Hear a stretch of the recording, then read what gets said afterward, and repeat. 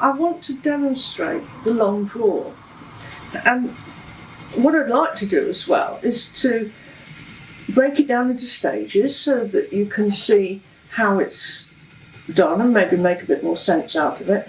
And then also to show you how to make rollags. Now, it's not essential to make rollags in order to spin the long draw, but there's a lot more pleasure, I think, in spinning from rollags. You don't have to keep joining on all the time.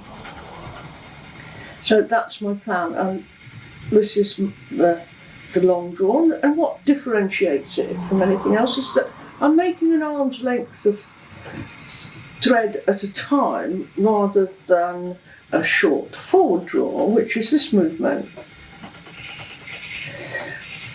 The long draw can be used for a woolen yarn or a worsted yarn. The difference between a woolen yarn and a worsted yarn is that a woolen yarn starts off with the fibres all going this way on, like a bridge over a river, and a worsted draw starts off with the fibres all going in the same direction. The worsted draw is brilliant for socks, fishermen's gownsies and things like that, where you want a tight, hard yarn, hard wearing yarn.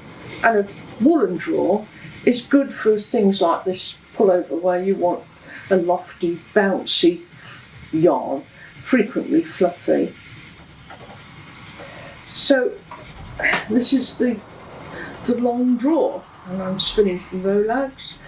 So the essence is that I let the twist into a length of fibre, a few fibres. So open up a few fibres, let a bit of twist in, draw the thread. I'm spinning it fairly thick so that you can see it. There's not much point in spinning it thin if you can't see what I'm doing, is there? But actually, I can spin it thin if I want to, and naturally I need to have a lot more twist to do that. And as you can see, it's possible to do so. But I'll spin it thick for what I'm doing now. So this is the long draw. I make some twist, draft a roving, let the twist in, draw the thread. Of course, when you want a perfect draw, you don't get one, do you? You get a few lumps and bumps, but that's life, and so I deal with lumps and bumps, having had plenty of experience of it. So that's the long draw.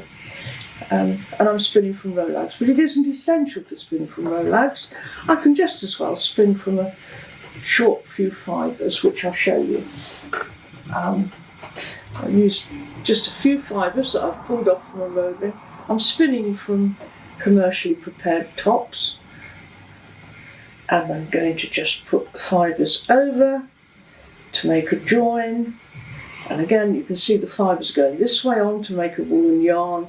And now, as the twist goes in, you can see that I'm able to draw the thread. And it's really satisfying to spin an arm's length of yarn rather than an inch or two at a time. But there are occasions when an inch or two at a time is much the best thing to do. That's not my purpose this morning. So there we have it, the long draw. I'll break it into stages. So first of all, I'm going to finish off this piece, sorry, like that. Then I'm going to take a few fibres, join them on, make a join.